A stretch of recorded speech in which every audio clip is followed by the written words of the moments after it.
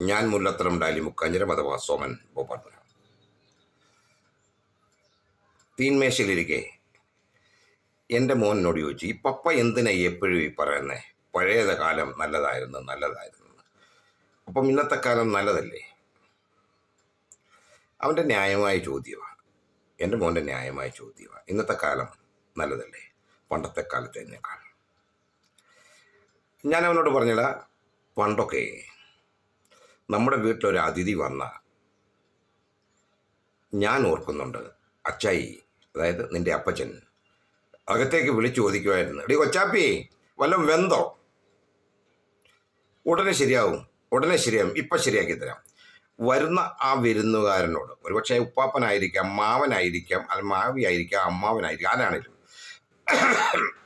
അച്ഛൻ അവരോട് പറയും, ഉച്ച സമയത്താണെങ്കിലും സന്ധ്യാസമയത്താണെങ്കിലും വല്ലതും കഴിച്ചിട്ടേ പാവുള്ളൂ.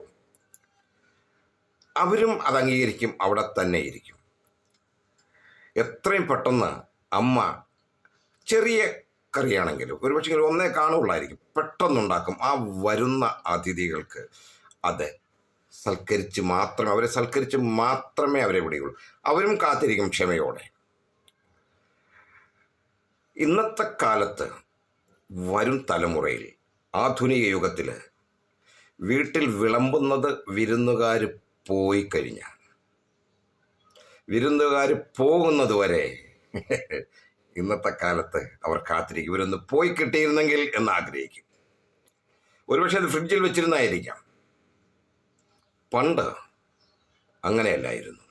ഒരു വിരുന്നുകാർ വീട്ടിൽ വന്നാൽ അവരെ ദൈവതുല്യമായി കണ്ട് അവരെ ആദരിക്കുമായിരുന്നു, അംഗീകരിക്കുമായിരുന്നു, അയക്കുമായിരുന്നു.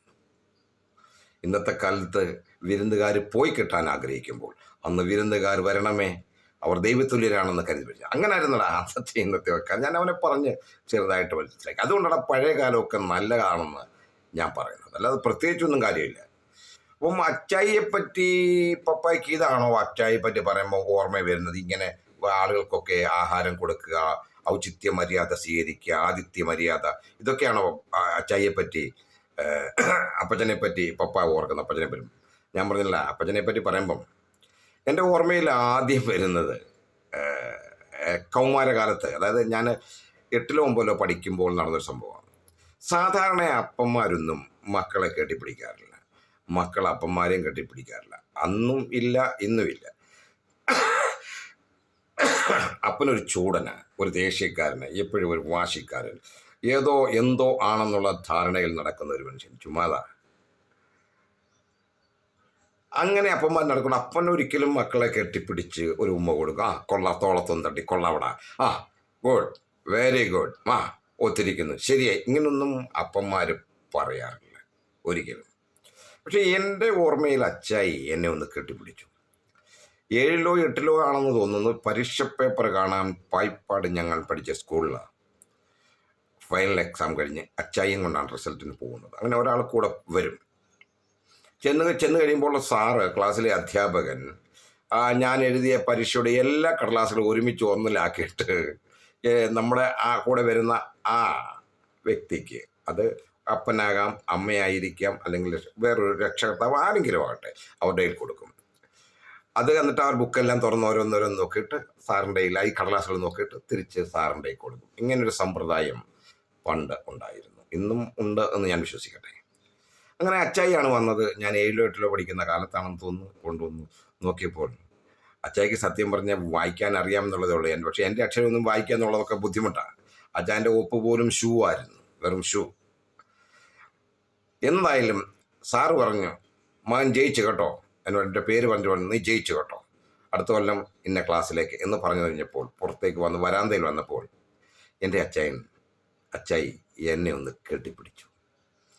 അന്ന് അച്ചായുടെ മുഖം ഞാൻ അടുത്ത് കണ്ടു. കുഴിഞ്ഞ കവിളുകൾ, പുറകോട്ട് അല്പം ഉള്ളിലോട്ട് വലിയാൻ ആഴി നിൽക്കുന്ന കണ്ണുകൾ, അവിടെ ഇവിടെ ഈ എല്ലുകൾ, അതുപോലെ നെറ്റിയിൽ കുറേ വരകൾ, ഇതെല്ലാം അച്ചായുടെ മുഖം ഞാൻ കണ്ടു.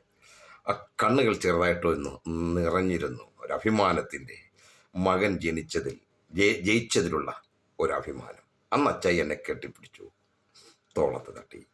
ഇത്രയും വർഷങ്ങളായിട്ടും മറക്കാനാവുന്നില്ല അച്ചായുടെ ആ കെട്ടിപ്പിടുത്തം, ആ ആലിംഗനം. അതുകൊണ്ട് അന്ന് ജയിച്ചു കഴിഞ്ഞപ്പോൾ എനിക്കൊരു സമ്മാനം കിട്ടി. എൻ്റെ സമ്മാനം കേൾക്കുമ്പോൾ എൻ്റെ വീഡിയോ കാണുന്നവരെ നിങ്ങളൊരു ചിരിക്കും. ഒരു ബോണ്ട, പായിപ്പാട് കവലയിൽ അന്നൊരു കടയുണ്ട്, ദൈവസഹായം എന്നും പറഞ്ഞ്. അവിടെ കയറി ഒരു ബോണ്ട എനിക്ക് വാങ്ങിത്തന്നു. വിലമതിക്കാത്ത സമ്മാനം. എന്തോ ടേസ്റ്റായിരുന്നറിയോ, എന്തോ രുചിയായിരുന്നറിയാവോ. വിശക്കുന്നവനൊക്കെ ബോണ്ടയുടെ രുചി. ഇന്നത്തെ പുതിയ തലമുറയ്ക്കൊന്നും, എൻ്റെ ഈ മോനോടൊന്നും പറഞ്ഞിട്ട് വിശേഷമൊന്നുമില്ല, അവൻ മനസ്സിലാകത്തില്ല, അവർക്കൊന്നും മനസ്സിലാകില്ല. ഞാൻ ഇന്ന് ഓർക്കുന്നുണ്ട് അച്ചായെപ്പറ്റി പറയുമ്പോൾ. ആദ്യ ഓർമ്മയിലെത്തുന്നത് സാധാരണ അപ്പന്മാർ മക്കളെ കെട്ടിപ്പിടിക്കുക എന്നുള്ള വളരെ വിരളമായി. എൻ്റെ അച്ചായനെ അങ്ങനെ ഒന്ന് കെട്ടിപ്പിടിച്ചത് എനിക്ക് ഓർമ്മയുണ്ട്. പിന്നെ എനിക്കങ്ങനെ ഓർമ്മയൊന്നുമില്ല. പിന്നെ അവൻ ചോദിച്ചാൽ അപ്പോൾ അങ്ങനെയാണ് അമ്മയെപ്പറ്റി പറയുമ്പോൾ കെട്ടിപ്പിടിക്കുന്നില്ല. അമ്മേനെ എത്രയോ പ്രാവശ്യം കെട്ടിപ്പിടിച്ചിരിക്കുന്നു, ഉമ്മതിന് പല കാര്യങ്ങൾക്കും. അമ്മയുടെ മുമ്പിൽ ഞാനെന്നല്ല, എല്ലാവരും കൊച്ചു കുഞ്ഞുങ്ങൾ തന്നെയാണ്. എന്നും എത്ര വളർന്നാലും അമ്മയ്ക്ക് ആ കുഞ്ഞ് തന്നെയാണ്. അമ്മയെപ്പറ്റി പറയുമ്പോൾ എനിക്ക് ആദ്യം ഓർമ്മ വരുന്നത്, പണ്ട് ഈ തേങ്ങ തിരുമിക്കൊണ്ടിരുന്നപ്പം എൻ്റെ അനിയൻ അടുത്ത് പോയി കുതിയിരുന്നു. അവനെ വീട്ടിലെ ഇളയതാണേ. അപ്പം അമ്മയ്ക്ക് ഇച്ചിരി പുന്നാരമോൻ കൂടി അവനിങ്ങനെ മമ്മൂ എന്നൊക്കെ പറഞ്ഞൊക്കെ അമ്മയെ സോപ്പിട്ട് അടുത്തിരിക്കുകയും ഇച്ചിരി ഈ തേങ്ങാപ്പീരതിനെയും ആകപ്പാടെ ഒരു തേങ്ങയേ ഉള്ളു. അന്നത്തെ വൈകിട്ടത്തേക്ക് ഒരു സമ്മന്തി ആയിരുന്നു, എന്താണെന്ന് എനിക്കറിയത്തില്ല. ഇങ്ങനെ ഇച്ചിരി കുറച്ച് നേരം കഴിഞ്ഞപ്പം തേങ്ങാപ്പീര കൂടിയപ്പം ആ തേങ്ങാപ്പീര കൈയിട്ട് ഒരു കൈ വാരിക്കൊണ്ട് അവൻ ഒരൊറ്റ ഓട്ടം. അവൻ തേങ്ങാപ്പീര എടുത്തുകൊണ്ടൊരൊറ്റ ഓട്ടവും. അമ്മ എന്തോളായി കാണിക്കുന്നതെന്നും പറഞ്ഞ് പുറകെ ഓടി അവൻ്റെ പുറത്ത്. മുറ്റത്തിറങ്ങിയിട്ട് ഒരു വലിയൊരു മാവിൽ നിന്നെങ്ങാണ്ട് വലിയൊരു കമ്പ അതെടുത്ത് അവനെ അടിക്കാനായിട്ട് ഓടി. അവൻ താഴെ കലിങ്ങിൻ്റെ ഭാഗത്തേക്ക് ഓടി. അമ്മ ആ വടി പുറകിൽ പിടിച്ചിട്ട് വിളിച്ചു അവനെ, എടാ ഇങ്ങോട്ട് വാടാ, അമ്മ അടിക്കത്തില്ലടാ, അമ്മ ഒന്നും ചെയ്യത്തില്ലടാ. ഞാൻ കേട്ട ആദ്യത്തെ കള്ളം, ഇതുപോലൊരു മഹാകള്ളം എൻ്റെ ജീവിതത്തിൽ ഞാൻ കേട്ടില്ല. വടിയും പുറകെ പിടിച്ചു നിന്നുകൊണ്ട് തേങ്ങാപ്പീരയും എടുത്തുകൊണ്ട് ഓടിയ എൻ്റെ അനിയൻ അവിടെ ഇങ്ങനെ തിരിഞ്ഞു നിൽക്കുക, തേങ്ങാ തിന്നുന്നുണ്ട് കലിങ്ങിനോട്. അവനോട് വാടാ, അമ്മയൊന്നും ചെയ്യത്തില്ലെന്ന്. ഈ ഒരു കള്ളം, അമ്മയുടെ കള്ളം. അവൻ വന്ന അമ്മയെ അടിക്കുമെന്നുള്ളത് ഉറപ്പാണ്. കാരണം വൈകിട്ട് എല്ലാവർക്കും കൊടുക്കാനുള്ള തേങ്ങാപ്പീരയാണ് അവൻ അടിച്ചുകൊണ്ട് പോയിരിക്കുന്നത്.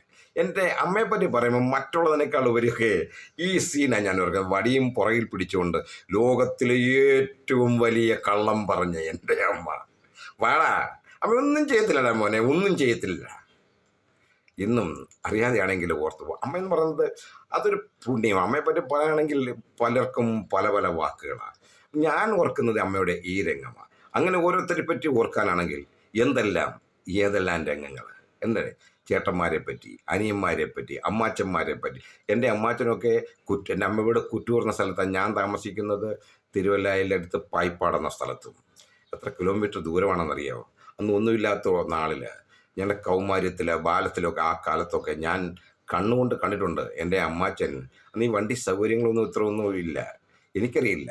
അവിടെ നിന്ന് ഒരു ചക്കയൊക്കെ ചുമന്ന് തൻ്റെ പെങ്ങളുടെ അടുത്ത്, അതായത് എൻ്റെ അമ്മയുടെ അടുത്ത്, ആ കുറ്റൂരിൽ നിന്നും എനിക്ക് തോന്നുന്നു 10-20 കിലോമീറ്ററുകൾ ദൂരം കാണാം, കൊണ്ടുവരുമായിരുന്നു. സ്നേഹബന്ധത്തിൻ്റെ ആഴം, അന്നത്തെ സ്നേഹബന്ധത്തിൻ്റെ ആഴമൊക്കെ അളക്കാനുണ്ടല്ലോ, അതിന് ഒരു മീറ്ററും ഇല്ലടാ. അത്രയ്ക്ക് ഭയങ്കരമായിരുന്നു.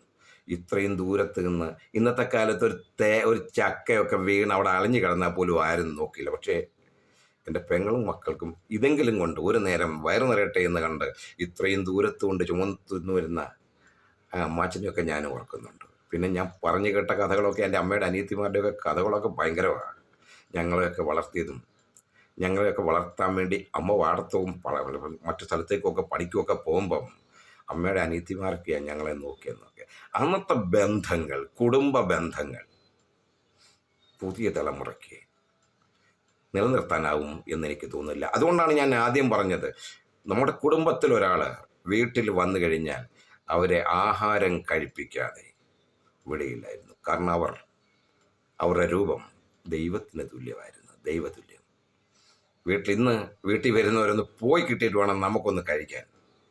മറ്റുള്ളവർ അന്നത്തെ കാലത്ത് വീട്ടിൽ ആരെങ്കിലും വന്നു കഴിഞ്ഞാൽ എത്രയും പെട്ടെന്ന് അമ്മ ആഹാരം ഉണ്ടാക്കി ആ വിരുന്നുകാർക്കും കൊടുക്കും, ഞങ്ങൾക്കും പെട്ടെന്ന് ആഹാരം കിട്ടും. ഇന്നിവർ പോകണമേ, എപ്പോൾ പോകും എന്നാലോചിച്ച് ഇവരൊന്ന് പോയി കിട്ടണമെന്ന് പ്രാർത്ഥിക്കുകയല്ലേ, അല്ലേടാ? നിന്നോട് സംസാരിച്ചു കൊടുത്ത് ഇത്ര ഞാനങ്ങ് പറഞ്ഞു പോയെന്നുള്ളൂ. നീ പറയുന്ന ആധുനിക യുഗമാണ് നല്ലതെന്ന് ആയിരിക്കാം, നിന്റെ ഗൂഗിൾ യുഗമായിരിക്കും നല്ലത്. പക്ഷേ അന്നൊരു കാലവും കാലഘട്ടവും ബന്ധങ്ങളുടെ ആഴവിളക്കാനായിട്ട് ഒരു മീറ്ററിൻ്റെ ഒരു അളവ് പോലും ഇല്ലായിരുന്നില്ല. അതൊരു ജീവിതമായിരുന്നു, സ്വപ്നതുല്യമായ ജീവിതം, സ്വർഗതുല്യമായ ജീവിതം. അന്നിന് പകരം വെക്കാൻ ഇന്നിനാവില്ല മോനെ, ഒരിക്കലും. ഞാൻ മുല്ലത്തരം ഡാലി മുക്കത്തിരം അഥവാ സോമൻ ഭോപ്പാൽപുര.